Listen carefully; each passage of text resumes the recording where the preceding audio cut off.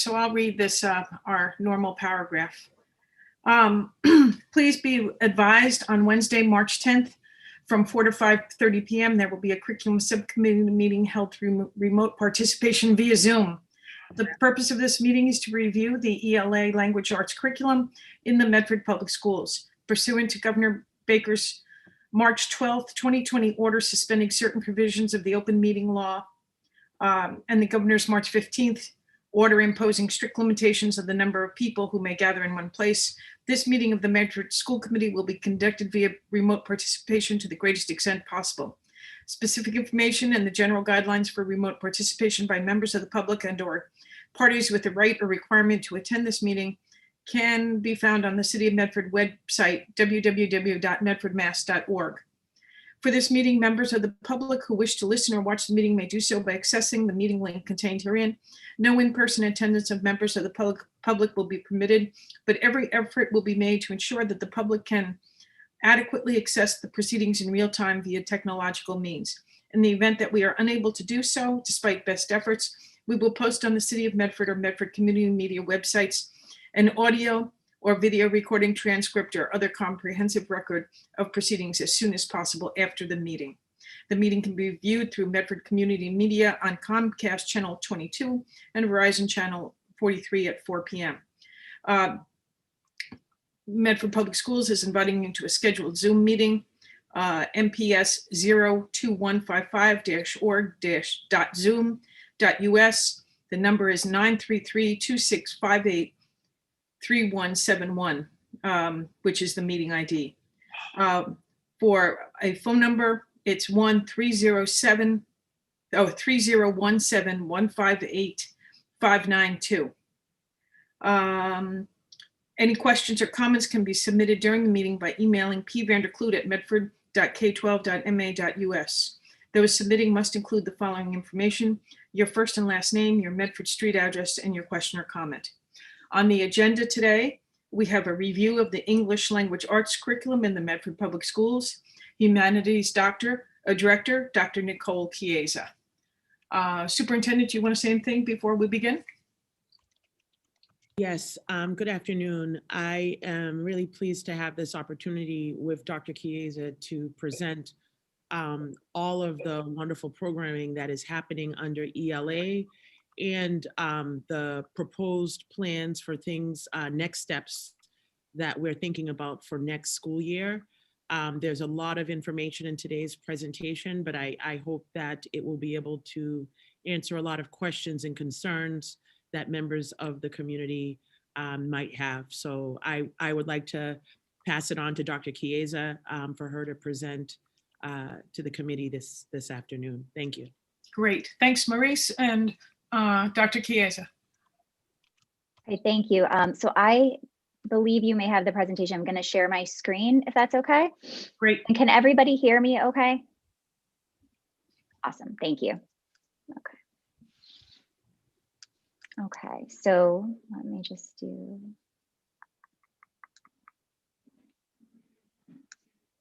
All right, wrong slide, sorry. Got to go to the beginning, excuse me. Yeah, I didn't think you were hitting us with the price points first, Nicole. No, I know, right? I was saving that for the last, so sorry, I have a nice presentation slide. Thank you so much for the opportunity to be here today. I really appreciate the time. I know there's a lot going on, and I appreciate the dedication to English language arts. I'm hoping you can see my screen now. And does the view look okay for you? Okay. Yes. So I'm going to go quickly through the presentation because I want to make sure that you all have time to have the questions answered. And I don't know, of course, interject as you see fit. However you want to move forward with it is fine with me. I'm going to briefly look at the state expectations. I'm going to then go into all of the hard work that we've been doing in English language arts, from the curriculum, the PD, and the resources that we use, and a lot that we have added this year. I'm going to touch upon equity in ELA because that's been a very important goal for us this school year. And then we will look at goals and next steps, and part of that will be those price points that popped up.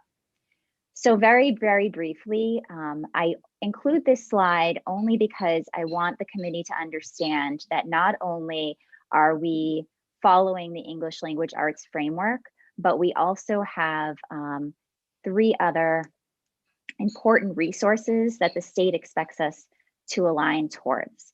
The first is the Mass Literacy Guidelines. This is a new set of guidelines that was established this school year. It had been in the works for a few years and it came out this school year, and I will talk about it in just a moment. In addition to that, we also have the Early Literacy Screener Guidelines, which you are familiar with. That is something that we are working with for our K through 2 learners. And in addition to that, there are numerous literacy grants, including MTSS grants, product grants that are ongoing. So I include this diagram to show you that there are other influences to the ELA frameworks that my department looks very closely at and works with very closely. Oh, I can't switch to the next slide. Okay, so when we think about just the English language arts framework itself, it's very important to recognize that we have not just reading standards, but we have writing standards, speaking and listening standards, and language standards. They're nearly the same type of standards, K through 5 and 6 through 12, except that K through 5, we do have something called reading standards for foundational skills. So that is an extra anchor standard that we do utilize, that we must follow for elementary education. This is a little bit more about mass literacy. It's a comprehensive guide. It's devoted to high quality core instruction and evidence-based early literacy. It takes the science of reading and provides educators with a lot of different resources to support those evidence-based instruction for early literacy following the science of reading. And there's numerous goals that are included in this guide. This guide is very comprehensive. It takes up has multiple pages within the DESE website itself. But in essence, it's looking at providing information and guidance on literacy acquisition and instruction. It's looking at those evidence-based literacy practices, and it's compiling quality instructional resources, which is really helpful to us as we navigate as a school on the science of reading, because more and more over the next several years, more and more resources will become available. And the third piece, when we think about just state expectations, is that early literacy screener. This slide was presented just last week as well. This is where we took that early literacy screener. It walks you through the history, which was, as you know, we had back in 2018, Governor Baker signing a law into practice to develop screening procedures for dyslexia. And then in 2019, 89 people were selected to represent states districts. And presently, we are still awaiting those final guidelines for an early literacy screener. So we know that the department has issued a draft. It is being reviewed by stakeholders, but we are still in a little bit of a holding pattern because we don't have the specific guidelines that the state has set that will essentially tell us this is exactly what you need to look at before you finalize an early literacy screener. Before I move on to the meat of the presentation, the district curriculum and resources, are there any questions I can answer? Yes. Sorry. Yeah, thanks. Sorry. I was just curious whether the district had a reaction to the draft guidelines and whether the district has submitted a public comment about the guidelines, or sort of what your thinking is about what the guidelines are saying versus what you would have expected them to say or would desire them to say.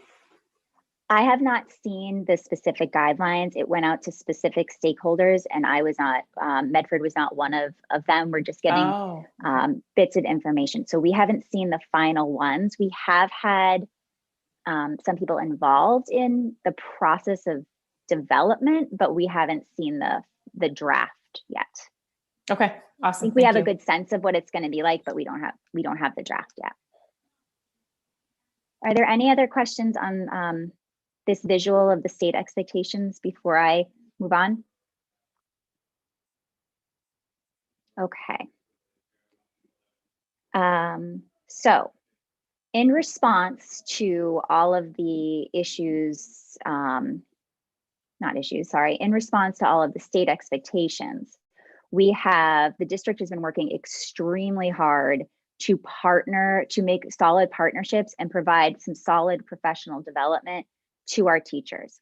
The goal of this PD is really to build capacity for our teachers in these shifts to evidence-based reading, science of reading, and beyond. At the secondary level, we've had a lot of shifts where we're looking at culturally responsive teaching, creating inclusive classrooms. So this list gives you examples of some of the professional development that we have done this school year. We've actually done all of this school year, and we had done it last school year as well. Some examples are, we've worked very closely with the Hill for Literacy. We've worked with them to bring in our enhanced core reading instruction, which is that new phonics or foundational skills program that we're offering to the K-2 students. They've also done professional development for us last year, specific to the science of reading for K-5 educators. This year, we had Crafting Minds, which is Dr. Melissa Orkin and Dr. Elion come to Medford to present to our staff more about the science of reading, specifically looking at when students hit those stumbling blocks, what are some ways that we can push through and better understanding those developmental stages of reading so that as we provide instruction and assessment, we are more educated in the path that we take. We've had training in Lexia Learning. We've had training in our early literacy screeners. We've done a lot of work with Newsella. Newsella started off as a social studies resource, and as it has grown, it has really grown to be a very solid literacy resource for us as well.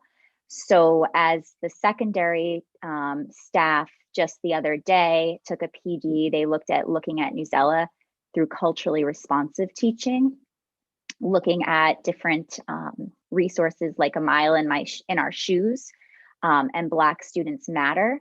And we looked at what Newsella has to offer because we have that product and we want to make sure we're using it for all of these important topics. We've also done a lot of PD at the secondary level on creating an inclusive classroom, making sure that multiple voices are heard.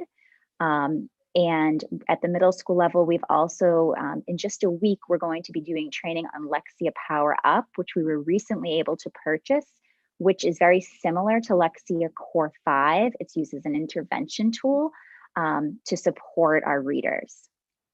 And then we are hopeful before the end of the year to provide a mass literacy resource overview for our teachers.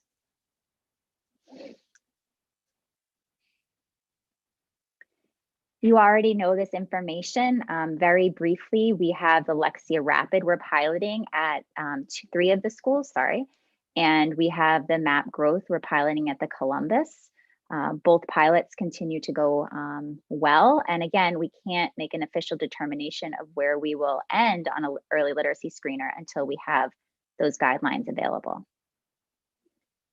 Today, as I talk, I'm going to be looking at Tier 1 and some of Tier 2 for ELA. So I just wanted to include this visual as it guides some of my presentation. I'm going to delve more deeply into the elementary curriculum now, unless anybody has any questions before I continue on PD.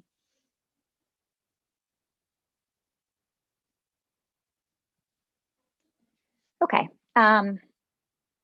So I give you this visual to show you that within the ELA framework, we have many different anchor standards that comprise it. We have speaking and listening, we have language, which is grammar, we have reading for literature, we have writing, we have reading for informational text, and at the elementary level, we have reading for foundational skills. The elementary Tier 1 instruction, so the instruction given to all students, is where we're following units for instruction based on a number of literacy resources. Each educator operates with a specific pacing guide that details each of these units. And each unit is taking into account all of those different anchors within the curriculum. Now, we use a lot of different resources to deliver the elementary curriculum. And I think this is a point that I really want to emphasize is, as you know, we've had journeys for a number of years, but we have also added in new resources. So we did see a deficit last year when we spoke with journeys, specifically in the foundational skills area. We were able to add in, thanks to the generosity of school committee and through some grants, working with Ms. Caldwell, we were able to add in the enhanced core reading instruction, which is called ECRI. This is an evidence-based, systematic reading instruction for teaching phonics. That was new towards the end of last year, and it continues this year. We have had some intervention offered through MAP Growth that was new in 2019. Lexia Learning was also introduced last school year. And Lexia Learning is more than just Lexia Rapid. It is more than just Lexia Core 5. Lexia Learning is constantly growing, and we're growing with it. On March 2nd, we had a PD for our elementary teachers on Lexia Core 5 and Lexia Learning. And what we're seeing with Lexia Learning is it's taking other programs. Some of you may be familiar with Letters, and it's taking the Letters program, another intervention program, and making it available on their digital platform. So as they grow and expand, we're taking the time to understand that growth and find the best way to communicate these new tools with the teachers. So we've been very pleased with Lexia Learning beyond just Lexia Core 5, beyond just Lexia Rapid, to see what other interventions it has for our students. Another thing that we have for our elementary students is Newsela. Newsela is going to take articles, informational, some fictional. Text has specific text sets, and it takes those text sets and it changes the reading level so that the student can access the information, but at varying reading levels for the child. Students in the social studies classroom have been using that at the middle school for a number of years, but we found that our ELA teachers have been using it quite a bit. So we brought it down to our elementary for 3, 4, and 5, and they have trained on that and are adjusting to that now. So it's another addition when I think of my Tier 1 ELA curriculum resources. That is another addition to it. We also added this year Moby Read. Moby Read is an assessment tool, but also offers a digital library with decodable readers for students. I also forgot to mention that Lexia Learning, just one of the new things they came out with was decodable readers for our K-3 students. So teachers are using that quite a bit as well. We have Reading A to Z, which if some of you have elementary students, you might be familiar with that as being called Raz Kids. So we've been offering that for a number of years to our grade K-2, as well as to students that are in need of some additional reading support beyond grade 2. And Moby Read appeared twice for some reason. So that gives you a snapshot of just an understanding that we're constantly adding new programs, particularly now with this shift for the science of reading and evidence-based instruction. We're trying to pull more in to better support our students. Other curriculum resources is something called ReadWorks. Zaner Blauser is used for writing. We do use classroom novels when we get to 3rd, 4th, 5th grade. We have audiobooks available for students, and we also have additional informational text with a multicultural emphasis, as well as just an assortment of different excerpts from a variety of different resources. When we think about Tier 2 at the elementary, this is some of the classroom teachers. The ones I have listed are a little bit more specific to the classroom teachers. So we have Houghton Mifflin for resources. We have Houghton Mifflin Harcourt Decoding Power. We have Lexia Core 5, which has an intervention and an enrichment component. We have reading A to Z, which also has an intervention component. So it moves back and forth as a tier 1, but also a tier 2 intervention. ECRI has a tier 1, but it also has a tier 2. So as we continue with our professional development, we're working hard to make sure our literacy specialists, working with Ms. Galusi on that, to make sure that they are trained in the tier 2 offerings for ECRI, as well as the classroom teachers. We have write-in readers, and we have something called Houghton Mifflin Harcourt toolkits. So these are all used at the tier 2 level. The tier 2 is done during reading groups. It's done during WIN blocks. And then of course we have our literacy specialists and our Title I specialists that infuse other resources as well. When we think about elementary accountability, I've just listed a variety of different assessments that students would look at. We have the early literacy screeners, running records, and mock assessments for MCAS as we get to the grades 3 through 5 level. Before I move to secondary, I was wondering what questions I can answer for elementary. Unless you prefer me to keep going and ask at the end, however you want to do it. Right, Jenny? Dr. Chiesa, I think I remember when we were looking at the budget last year, there was an ask from the elementary school principals around Zaner Blosser and an expansion of material that my recall is did not get funded.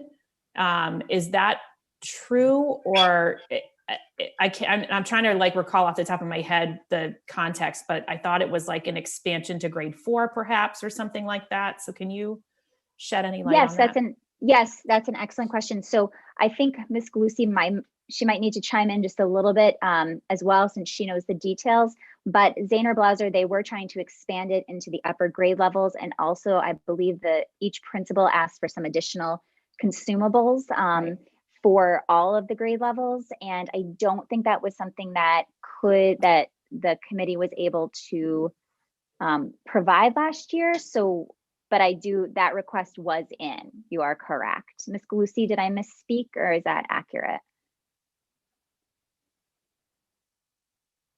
I think she's muted.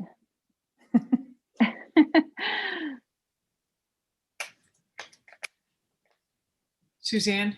There we go. Thank you. I couldn't unmute. No, I think in this COVID time, you're exactly right. It was something that the principals were working on in collaboration with Jan Hollenbeck, who's the director of, she has a very long title, but she also works with the OTs, so the occupational therapists. So part of that work was done in collaboration with her. And yes, you are correct. It would include a K-4 focus with the printing as well as the cursive writing. It was definitely put on hold due to COVID and the fact that a lot of it did involve consumables. And with this year where some of us are in person and some of us are not, we just put it on hold for a little bit. It's some conversation that we are going to be having. Yes. Okay. Ms. Hollenbeck has worked very hard on that. She formed a committee that I was part of with the principals to put these requests in, and also looking at some online resources as well, which sounds kind of funny when you think about handwriting, but they were actually pretty accessible too. Thank you. Should I continue to secondary and await questions? Paulette? Yes. I think there's a hand up. Ms. Hayes? Yes, please go ahead, Sharon. Hi, I was wondering, Hi. could you explain what the ECRI is as a elementary school parent?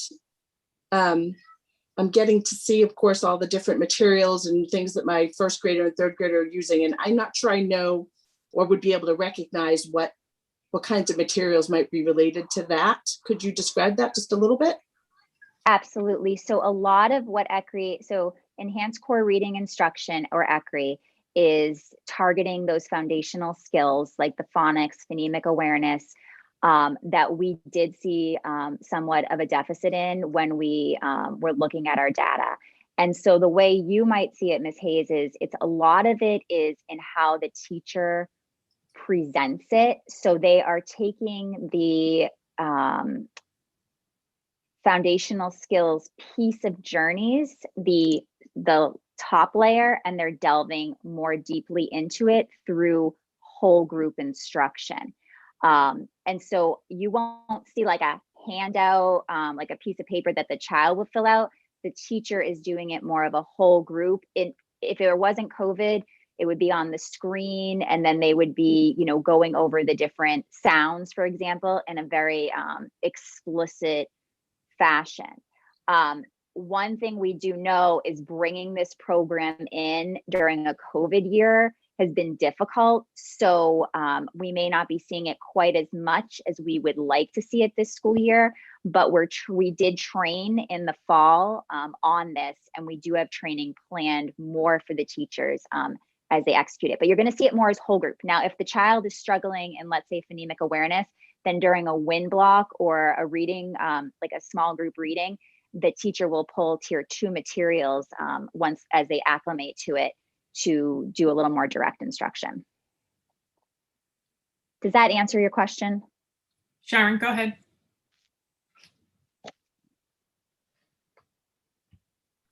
Thanks. So maybe you're going to get into this later, so feel free to say that if that's the case.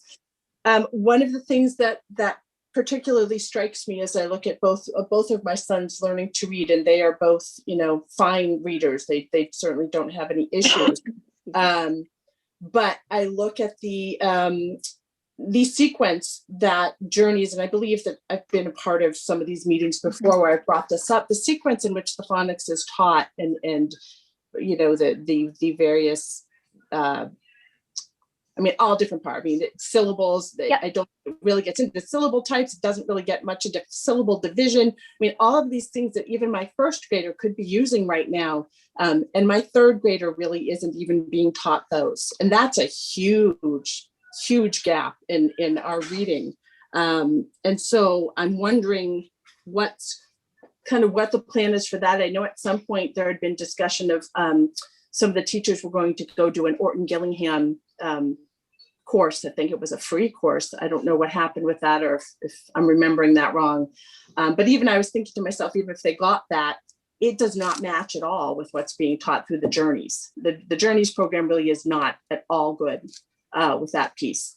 And I know we're trying to, it feels like we're building in all these other little chunks here and there, but it doesn't feel like a cohesive whole to me. And I'm wondering how that's going to be addressed. The Lexia is great, but the kids go on it and play. And I have yet to see that kind of brought back into the classroom in terms of being followed through with in the classroom. So that's my main concern. I see a real lack of word attack skills on my kids' part when they come to any kind of a multisyllable word in a book. Unless I've taught them myself with my own Wilson materials at home, they don't know. Right. So I can answer a little bit of that, and I think I will probably. Sorry, I didn't mean to cut you off. Did I? Nope. Go ahead. Okay. I can answer a little bit of that right now, and then I will probably go into. I think I go into more depth a little bit later on it. So, Journeys is definitely not going to follow the OG or the Wilson reading because that's more of the targeted intervention. If we think about just ECRI for a moment, though, ECRI is taking the breadth of Journeys foundational skills, like the overarching pieces, and pulling out the depth. So you're going to see the child engage more systematically in those lessons, in those multisyllabic words, for example. They're going to delve more deeply into those pieces. The good thing with ECRI, though, is that it isn't just specific to Journeys. It's specific to multiple programs. And a big piece of it is that explicit instruction that we did feel was missing in the Journeys program with that content you're speaking of. So I do agree we needed more with it. It systematically follows it, but as we adjust, we'll see it more. So but I think I do touch upon that a little bit later. Okay, but can I just quickly say, I understand Of course, that idea of delving deeper. The problem, though, is that the Journeys isn't getting to that. So the teachers can't delve in deeper into something that's not being taught in Journeys. If the point of the ECRI is to delve deeper into what they're already teaching, I looked through the scope and sequence of the Journeys program, and they don't even begin to touch on syllables and things until third grade. And I mean, I know this is an off Yeah. year, so I don't know how third No, grade no, would you're, typically do it. But they haven't touched on it with my son yet in third grade either. So teachers can't delve into something that's deeper into something that's not being taught at all. you're absolutely right. And ECRI is going to push some of those examples you just mentioned forward in earlier grades. Okay, and is there going to be material, I guess, so I'm sorry, I won't keep going because you may be getting into this, but I mean, I look at the Journeys program. How can they use the Journeys program and delve deeper into things that aren't even touched in the Journeys program? They would need additional materials, additional books, a lot of additional stuff to supplement if they're going to be teaching things that the Journeys program doesn't even touch on.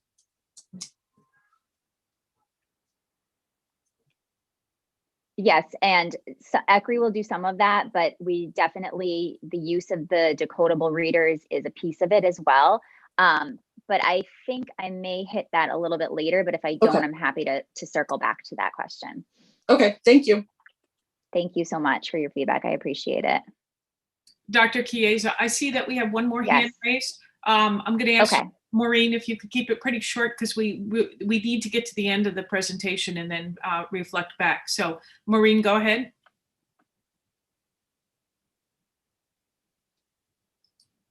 Maureen, can you unmute yourself? It wouldn't let me unmute, but I've now unmuted. Okay, Thank you very much. I'll make it quick. We are using Journeys, like a reading program, Journeys and Fountas and Pinnell, that are not evidence-based, and they're banned in several states, most recently Colorado. A patch like ECRI isn't going to fix it. So is there a movement to actually get an evidence-based core program so our kids will be taught to read in general ed? Yes, I'm going to go to that slide a little bit further in the presentation. Is it okay if I talk about secondary and jump back to that, or would you guys prefer I go to that first?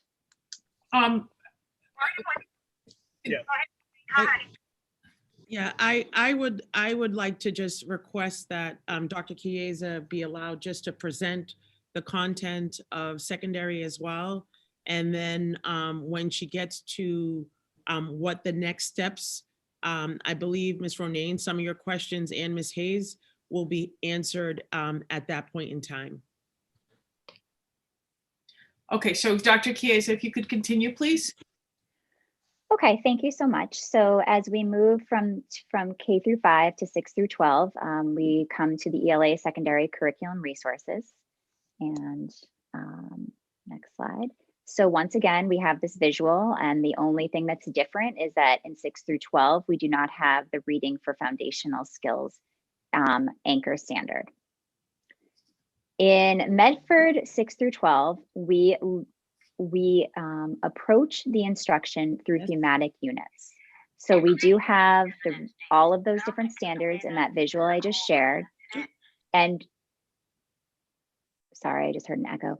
And in the visual, you will see that we have these different units for ELA instruction 6 through 12. So if you have a 7th grader, they have a social commentary unit, literary analysis, literary heritage, cultural perspectives, art of voice, language of literature, and literary movement. Essentially, as you may have heard me say before, English instruction is no longer, my unit is no longer, Esperanza Rising, right? They read that in 6th grade. The unit is not Esperanza Rising. The unit might be social commentary, and we're going to infuse different books, both fictional and informational, within that social commentary unit. So each unit is extremely comprehensive, and it includes all of the standards. It includes the reading for informational, reading for fictional, language, writing, speaking, and listening. When we think about writing, for each unit, the student is engaging in several genres of writing. So if I'm in my Esperanza Rising if I'm working with Esperanza Rising and I'm within my social commentary unit, I'm going to be doing narrative writing. I'm going to be doing expository writing. I'm going to be doing analytical writing on more, a smaller scale.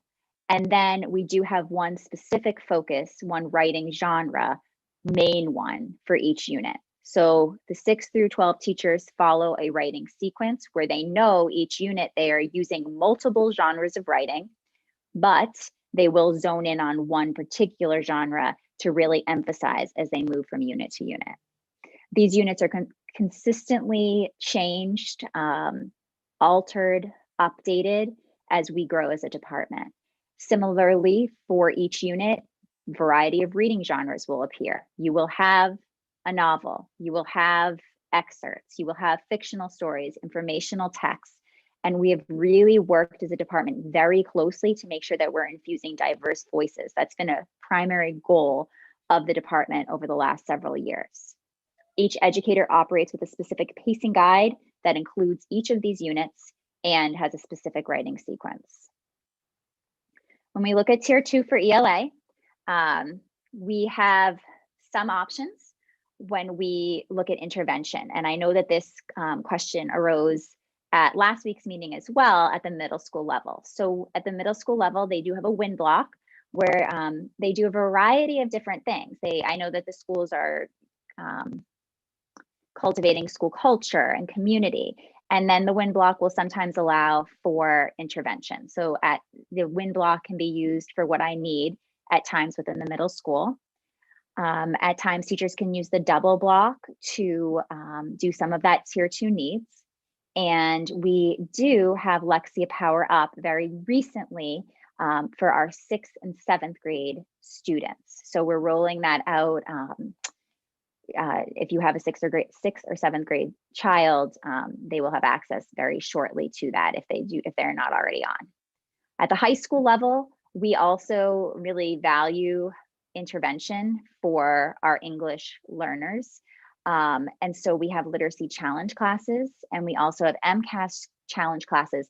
Those are minis, those are electives that meet 2 out of the 6-day cycle. There's a variety of different assessments and accountability pieces for grades 6 through 12.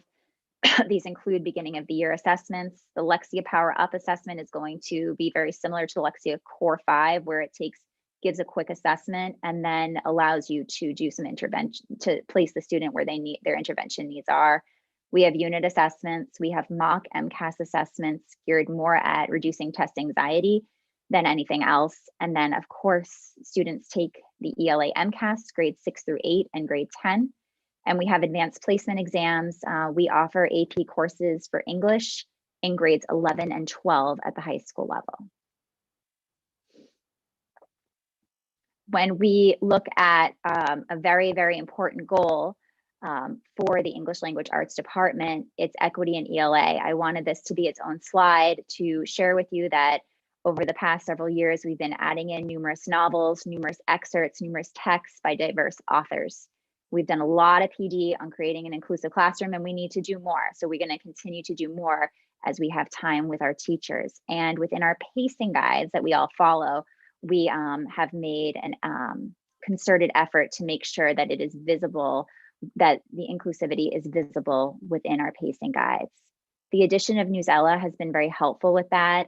Teachers just last week were trained with the identity wheel. They explored a variety of different resources in Newsella, including A Mile in Our Shoes collection, Black Students Matter collection, and the Mirrors and Windows collection. So we're constantly looking for resources to best support our students. When we look at goals and next steps, there's a lot of goals for English Language Arts. And these are a few of them. But if I really narrow it down, because we can't, obviously we have to have focus, building capacity in that science of reading and evidence-based instruction for our teachers is extremely important. I'm very grateful to Ms. Galusi for all of her support with this, as well as Ms. Campbell and Ms. Champoli and Mrs. Bowen as well, for allowing me on March 2nd to have that time to work with Crafting Minds and beyond. We've done a lot of PD with that, and we certainly have more to do. Another goal is early literacy screener. Once we have the guidelines, we need to really zone in on what we want to select as the best choice for our students. Intervention is a huge piece. Beyond just our Tier 1 Journeys program or ECRI, We really need to look at what are we using for programs for the students where they need something else, something more personalized to support their reading goals. And we will continue to look for new resources to support ELA instruction, as well as focusing in on that equity and inclusivity for our K-5 students. So when we look at our goals, we do know that some of the next steps need to be to educate the staff on the mass literacy guidelines. The Department of Education has provided us with a presentation to accomplish this, and we're hoping to also bring in somebody from DESE to present if they can. We are going to continue, of course, our literacy partnerships, which are just so valuable as we share in this endeavor.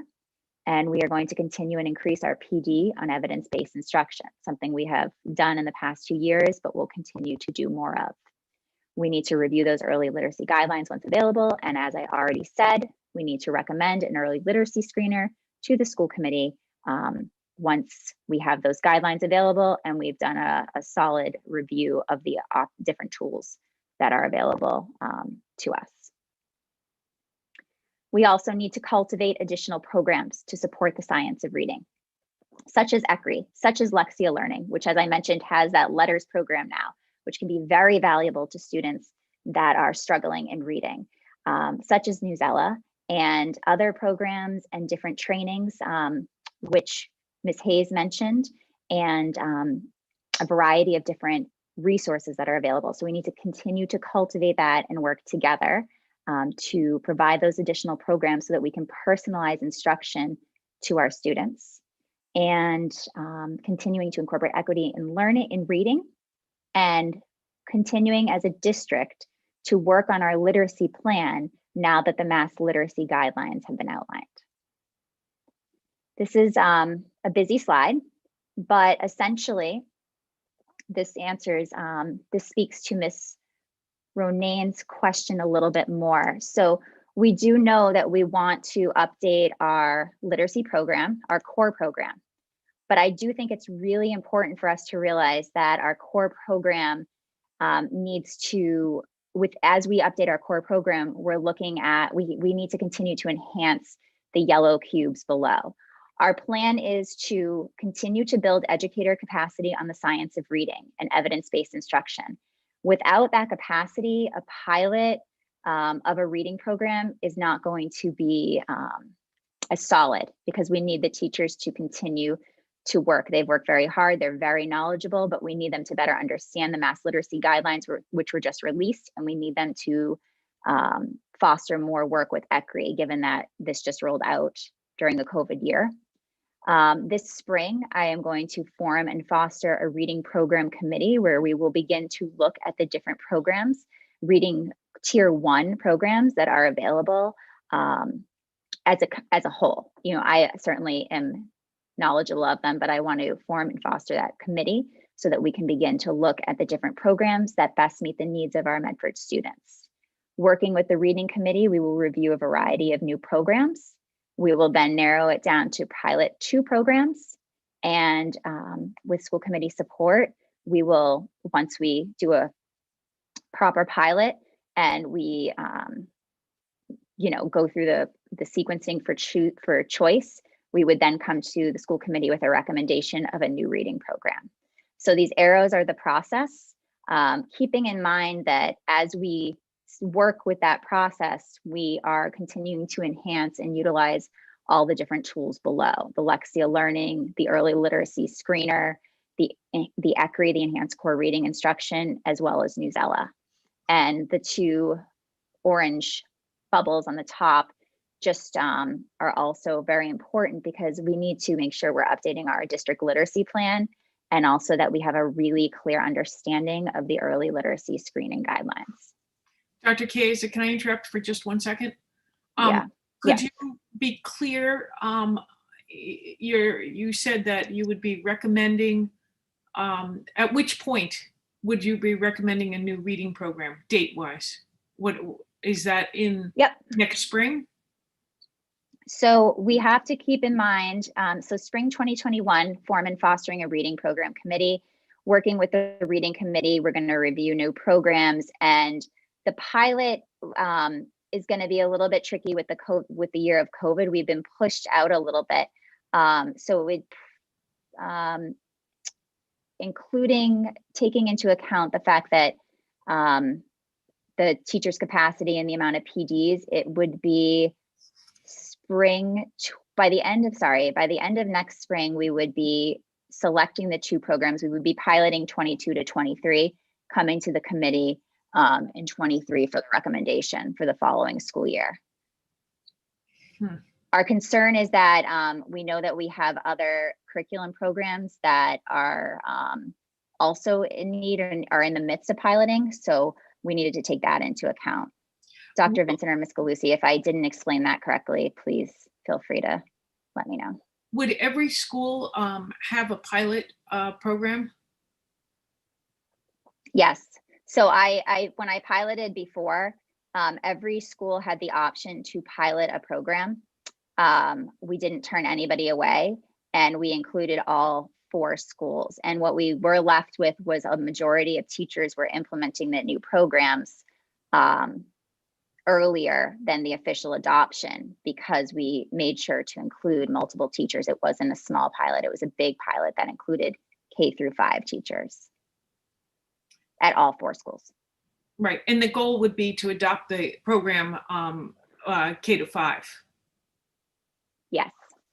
Okay, I mean, I certainly understand that as a parent who might have a, second grader, they're counting and saying, oh, that's not going to be Yes. implemented, for 2 years. Yes. I'm walking back a little bit and say, well, there'll be something tried in your school, but that's always the very hard part as we look at rollouts for new curriculum. Yes. Dr. Edward Vincent?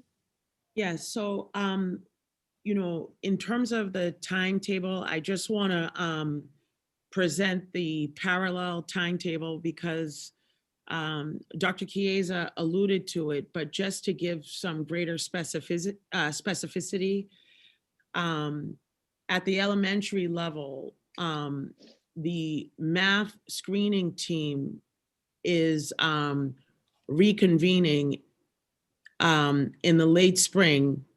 And so the top 2 of the 5 programs that were being screened are going to be piloted in September of 21. So when we're thinking about a capacity and learning issue in September of this year, 2 different math curriculum, they're going to be piloted throughout the district.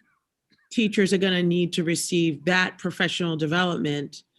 And once the piloting of the 2 programs is done, we're going to make a recommendation to the school committee same time next year, so that in March of 22, the recommendation to the school committee would be to pick one of the 2 programs based on what was piloted district-wide. And so we would be essentially replicating that same exact process for ELA, but at least giving the teachers an opportunity to be able to focus on piloting a curriculum at a time, so that when they're implementing the new math curriculum, they'll be piloting the new literacy curriculum. If that helps with the timetable, because to try to launch 2 totally different contents at the same exact time, you really need to give the educators an opportunity to be able to have that professional development, finish that process, and then restart it again with the next content area. Okay. Dr. Chiesa, do you want to continue on? Yes, thank you. At the secondary level, we have quite a few goals as well. We need to continue to look at providing equity and inclusivity within our curriculum. We need to really continue to look at the digital resources. We have added some digital, of course, during COVID, we've added digital resources, but we found that a lot of the students are really able to access different texts a little bit more easily with our Sora OneDrive. So we want to continue to develop that. Accessibility intervention is a huge one at the grades 6 through 12 level. We know that due to some funding, we weren't able to offer all of the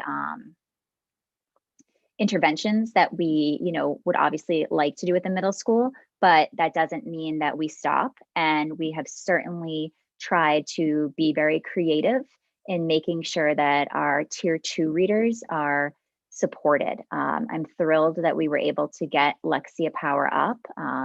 It was through some CARES Act funding, and it was pretty recent. And I think it's going to make I know it's going to make a big difference for some of our struggling readers at the middle school level. And we need to continue to look at consistency. Consistency has been very, very important for our teachers, because it then allows our special education and our EL teachers to follow our pacing in a different, in the way that works best for them. So we have really made sure that we're extremely consistent. In the past, when we've looked at our different units for 6 through 12, we've had to split them up. So because ELA is cyclical at 6 through 12, and you can hit different types of reading standards or writing standards, we were able to, maybe I would offer a social commentary unit and the other teacher was doing literary heritage. With the pandemic, we decided, and the reason for that was because then we could share text. So I could take the text I needed for social commentary, and then I could give them to the other teacher when that teacher was on social commentary. It's not as chronological, obviously, like history. But what we did find this year with the pandemic is being consistent and having everybody on that same unit at the same time has been really helpful to our students and to our EL and special education population as well. We've also been able to add in some different texts for our readers. We may be reading one book and there may be a graphic novel option for the student that maybe would prefer that medium. So we've been really focusing on that accessibility piece as well, coupled with the consistency.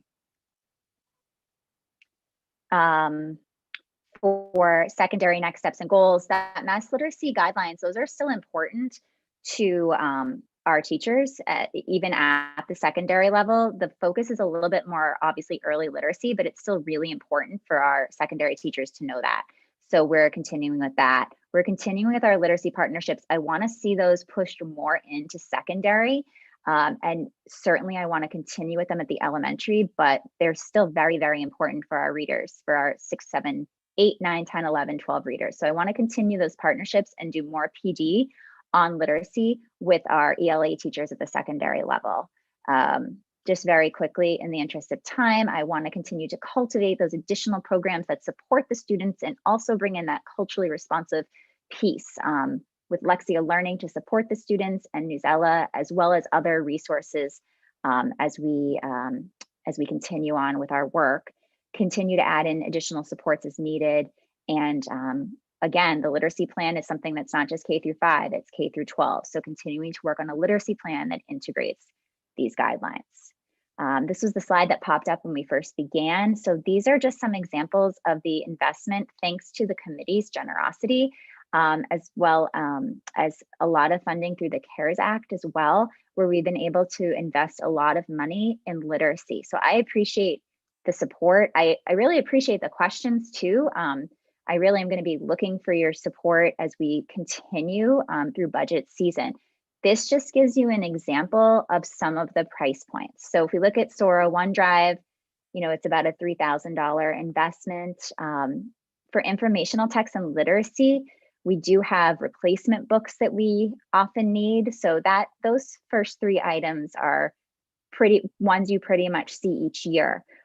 These don't all come from the English language arts budget, but the early literacy screener, for example, will definitely be a cost that will be appearing for this coming school year, 21-22.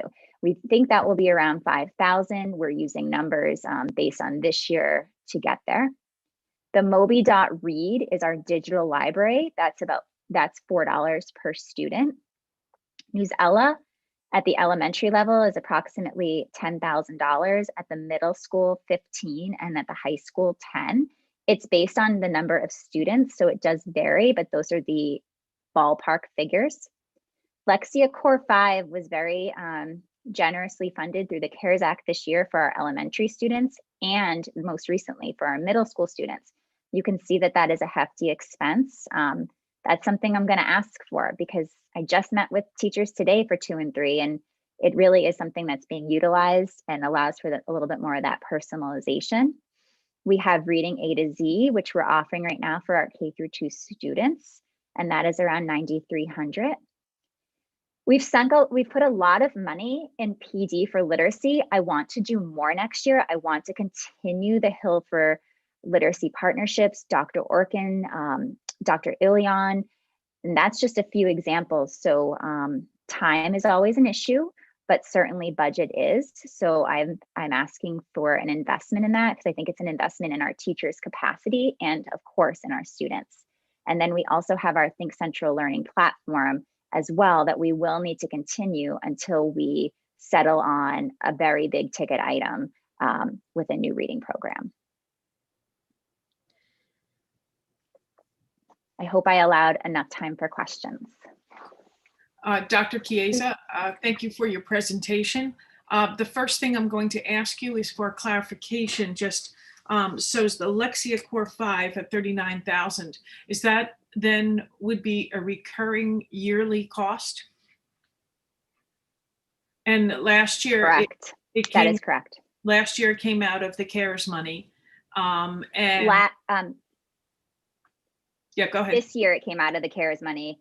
Last year it was, yes, it was free through the company giving free resources. This school year it came out of the CARES Act. So they give it to you once for free because, and then they hook They you roped in, yeah. 40,000. We were using it. We were using it for certain students K through 2 before COVID, and then they expanded it to include all students. Mm-hmm. We heard a lot of really good feedback, and so we did invest in it with the CARES Act funding. Okay. You know, I'm not saying we don't need it, and we certainly want the best for our students. It's just in terms of planning and knowing that that's a cost, it's significant. It is. It absolutely is. Yes. I'd like to first, if Suzanne. I just wanted to clarify one thing because I noticed we're like a little short on time, and I just wanted to say, based on some of the questions that came up earlier, when Dr. Chiesa was mentioning ECRI and how we have that as part of the K-2 supplement to the Journeys program. I just wanted to say in terms of the ECRI, just so people are clear, because I was part of that training as well. So Hill for Literacy, when they do the training for us with ECRI, they provide the materials that the teachers need in order to help develop the phonological skills that we want to see in our students. Yes, you use the Journeys reading program, but the materials are also supplied to the teachers. They have exactly what they need in order to make sure that the program is being utilized. And I hope that makes sense, but it just seemed like by one of the questions that parents were a little unclear, thinking that the materials weren't there for the teachers in order to teach the skills to the students, and they are provided. Okay, I see Jenny has her hand raised. Jenny, unmute, please. Thank you. I actually have several questions. When you were talking about the secondary level, you said something to the effect of not having enough resources, and I use that term broadly, to do what we would have needed to do at the middle school level. And I would like to encourage you to be unapologetically clear about what you need from the committee and the city in this upcoming budget. Don't be unclear. If you need 3 teachers, please tell us that you need 3 teachers. If you need resources, like I remember distinctly that we hacked away a lot of online resources when we were making budget cuts last year. And I remember feeling like the people telling us they didn't need those things felt pretty uncomfortable because they know they did. So I say all of this to say, we need you to tell us what you need to make sure that we don't have generations full of children who struggle to read.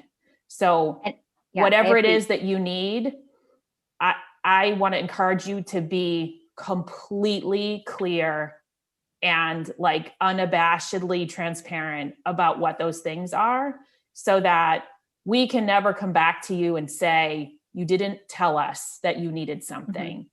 I want the city to, and the school committee to make those prioritization decisions so that it's clear who is outlining what is needed and who is and isn't able to provide those things. So if that's resources at the middle school, if that's an assessment tool, if that's $40,000 for 2,000 kids, that is just not a lot of money in my mind in terms of what those tools can do if they are valuable and effective. I'm not afraid to tell the city that we need more money. And I would think that my colleagues would generally feel the same way. So please be clear and transparent about that with us so that we can advocate for the students, because that's why we all do this job. So definitely I really appreciate that. I really appreciate what that. You need. Yep, I really appreciate that. And then I guess the other question that I had, I definitely sort of understand and appreciate the stacking and the transition that has to happen to roll out new curricula, and that you at the elementary school level in particular can't do that across multiple subject matters in the same year. But I would ask and challenge you all to think about whether there's a way to accelerate the process. Perhaps the math committee has a front runner, and if they're being honest, they know who they're going to pick. And maybe we just have to roll with that to expedite the whole process.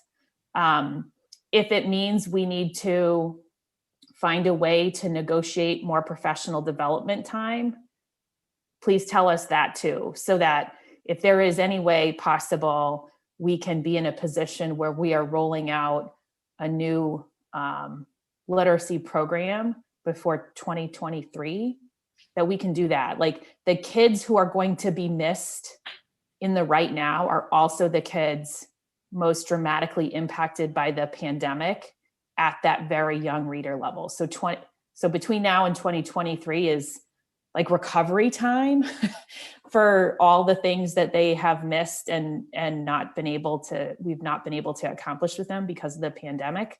If we wait till 2023 to start using a curriculum that is suitable to our needs, like, it's just going to exacerbate that problem even more so. So if there's any creative, out of the box way for us to do all of this just a little bit faster, I think the kids, the littles in particular, who are going to be passed by while we wait for Medford to, and through no fault of really anybody on this phone call, to put in place curricula that are sound and evidence-based and competitive, I guess I'll say, across all subject matters. Like, it is a huge lift what you all are doing at the elementary school level to really write the curriculum across lots of different topics. And it, in regular times, this probably couldn't be moving fast enough for some,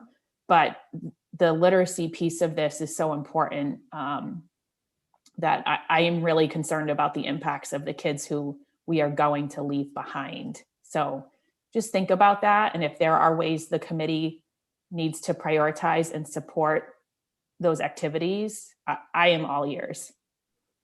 I appreciate that. I will say, at the middle school level, I don't think anybody was happy to see the literacy specialists, not those positions no longer be available. And I do think it is very, very important that we do our best to bring the literacy specialists back to the middle school for next year. And when I say the specialists, just the tier 2. And I know that everybody fought really hard to try to keep that, and it just couldn't happen this year. So I definitely think that's something we need to reconsider for the middle school as we move into a new budget year. And I think I just heard that there was some good news from Washington on the relief bill today. So get out your wish lists. Mhm.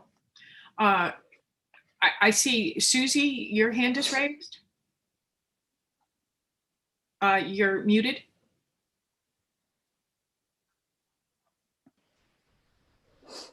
I just wanted to shed a little more light on ECRI because before coming to Medford, I used to be a literacy interventionist, and I actually have taught ECRI. And it is, it's really a great program. It is evidence-based, and while I taught it in an interventionist role, the teachers do get everything they need, and it is the University of Oregon, who worked with ECRI, with the Hill, they have built these materials to go with a bunch of different publishers. So even if you were to look at a different publisher for a text, it's very well, you could be also using ECRI with that, because they introduce the different phonics elements and they build on it day to day. And it's like, it's just an add-on that goes with the text, and it's very systematic. The teachers really, they continue to use it even after the research study was over. And it's a really great program. So I just wanted to say the skills that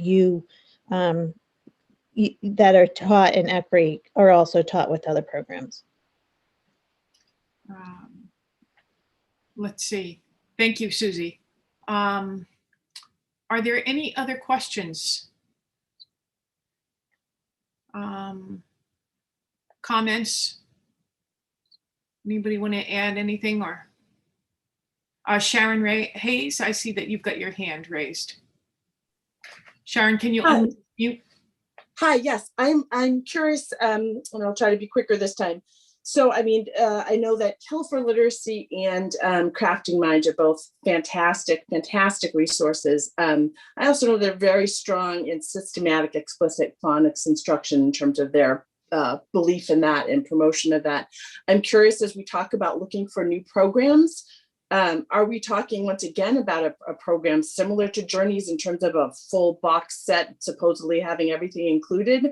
Or are we looking at a more, an additional, something like a foundation, some kind of additional explicit phonics? And are we getting recommendations from Hill and Crafting Minds, since they would definitely be good resources in that direction? Sorry, my video's off. Yes, so those are all thoughts that I've definitely been, sorry, let me just put my earpiece back on, that I've definitely been thinking about. Will it be one holistic program? Will it be something for our K through 2, 3 through 5 that has a crossover? Will it be something different? I think that that's something where the committee is really going to become important. We have been working very closely with Hill, developed really solid foundations with Hill and Dr. Orkin. And I hope very much, I'm already getting recommendations with them. Hill was actually the one that brought up ECRI last year to us. So it was through them that we, really got to that systematic program. So we absolutely will be working with Hill. I'm hopeful that we will pull them in. I'm gonna try to see if they can, come and work with our committee. I haven't asked them yet, but it's certainly something that, they are experts, they are leaders in the field. We've also worked really closely with DESE. Ms. Tarka has been wonderful at in the humanities office to keep us moving along. So certainly, I think beyond just this school, we have to build those partnerships. We've seen so much come out of it already. So yes, we will be trying to engage them and to see if it's going to be a K through 5 holistic approach or something else. is definitely something that's a big part of our conversations within the committee. Nothing has been decided on that. Okay, thank you. Dr. Chiesa, I'd like to just ask you one question. I know earlier this week, was it this week or last week? You had a meeting with the mayor. Yes, it was last week with the mayor and a group of parents who are very concerned about dyslexia in our system.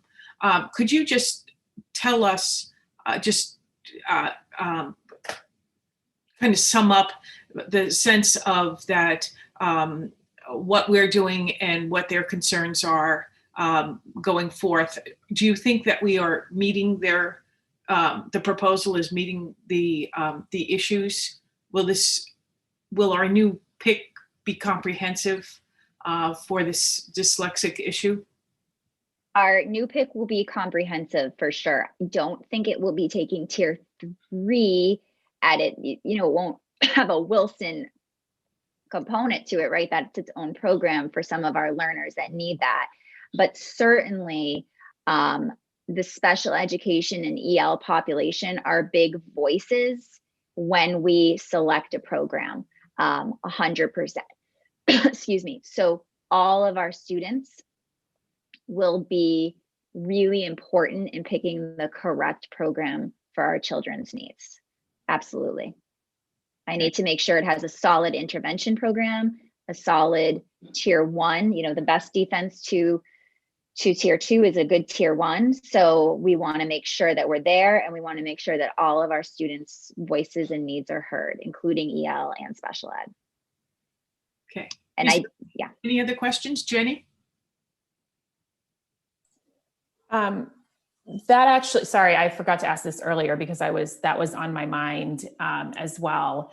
But when we talk about the work that you're doing, it's certainly, as you mentioned, like doing a focused job in tier 1 should help us avoid kids having to move through to tier 2 or even onto tier 3 because we didn't do the right things for them sort of at those foundational levels.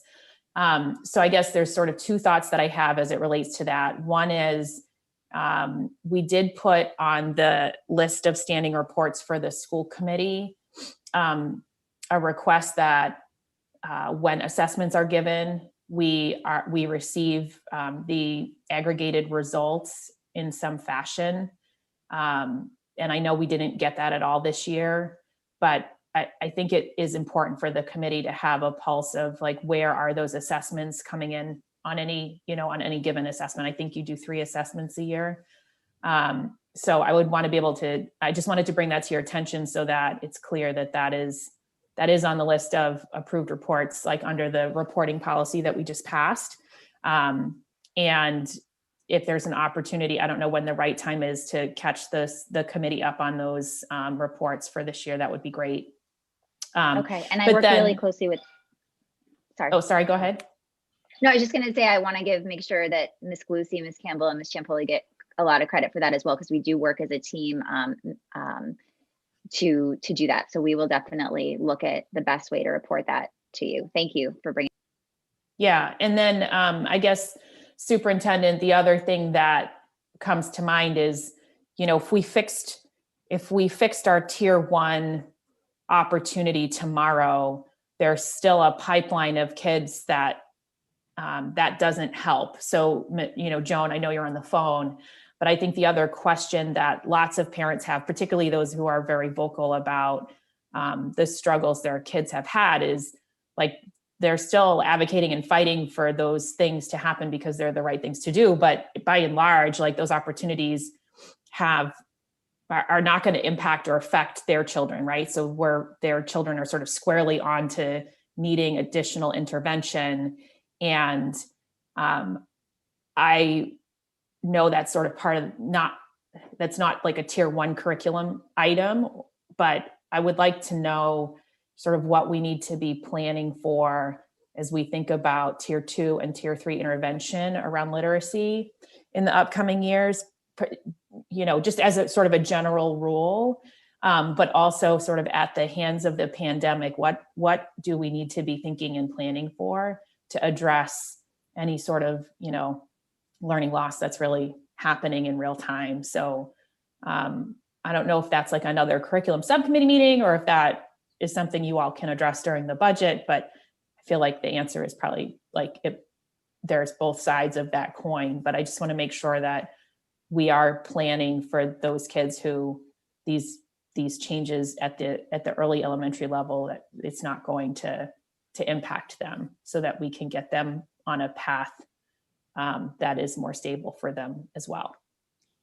I can just say yes, yes to what you said. The children right now, we know that teaching under these conditions, a lot has happened, from social emotional learning concerns to gaps that have taken place. So we're already thinking about what are the modifications that need to be made? How can we find ways to creatively close the gaps? What are the power standards that are going to be expected of us, either being announced this year or for next year? So we are definitely in the beginning phases of trying to map out what that's going to look like. It's definitely on our radar. And just as we receive more information and think about where we are, where Medford is at, we will definitely be able to present to the committee, what our proposals would be. But it definitely is on our radar. I want you to know that, and the listening audience to know that we're very aware of that, and we know that we're not alone, but we're going to get through it. We'll come up with a plan, and we will stick to that plan and work it to meet the needs of our students here in Medford.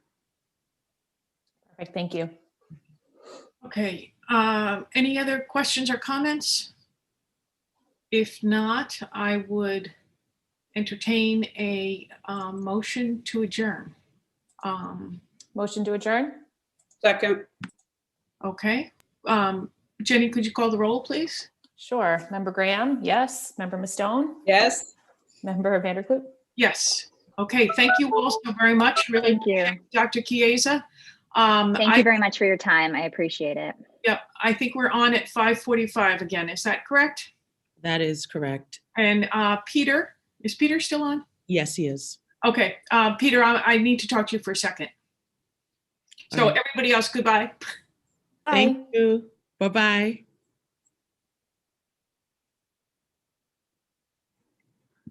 Hold on one second, because we are still recording. So just give me 1 minute. And we are still recording